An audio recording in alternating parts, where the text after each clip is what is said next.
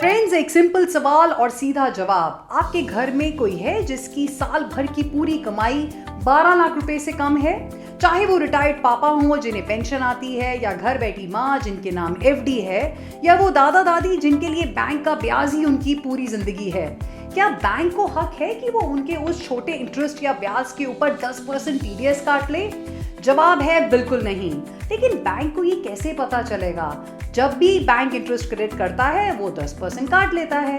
तो बैंक को तो नहीं पता ना कि आपकी मम्मी की कितनी इनकम है, पापा रिटायर है या नहीं है, दादी के पास और कोई कमाई है या नहीं है। बैंक सिर्फ अपना काम करता है।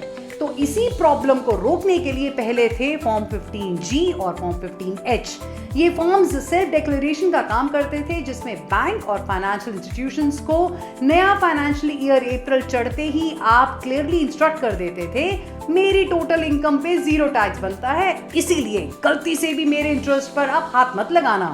60 साल से कम उम्र के जो लोग थे वो भरते थे फॉर्म 15G और सीनियर सिटीजन्स भरते थे फॉर्म 15H। काम दोनों फॉर्म्स का सेम ही था, सिर्फ उम्र का ही फर्क था। और ये सिर्फ एफडी के लिए नहीं था। Savings account, post office deposit, EPF withdrawal, dividend income, जहां भी टीडीएस कटने का डर हो और इनकम टैक्सेबल लिमिट से नीचे हो, यही फॉर्म्स आपको टैक्स से बचाने का काम करते थे। हर साल अप्रैल में जाओ, फॉर्म भरो, जमा करो और पूरा साल फिर आप चैन से रहो।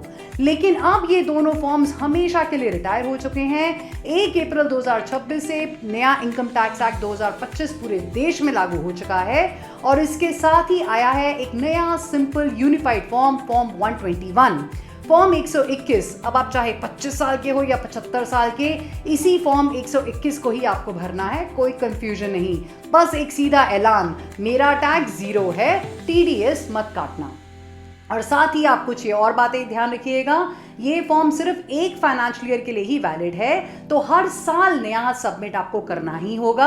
अगर इनकम अलग अलग जगह से आती है, जैसे बैंक से, पोस्ट ऑफिस से भी, तो आपको हर जगह अलग अलग फॉर्म देना होगा और सबमिट करना मुश्किल नहीं है। नेट बैंकिंग से घर बैठे भी हो सकता है या सीधा ब्रांच में जाकर भी कर सकते हैं। और अगर आप ये फॉर्म टाइम पर देना भूल गए तो बैंक 10% काट लेगा और फिर वो पैसा वापस पाने के लिए आपको आईटीआर फाइल करना पड़ेगा, जिसके लिए फिर सीए के चक्कर लगेंगे।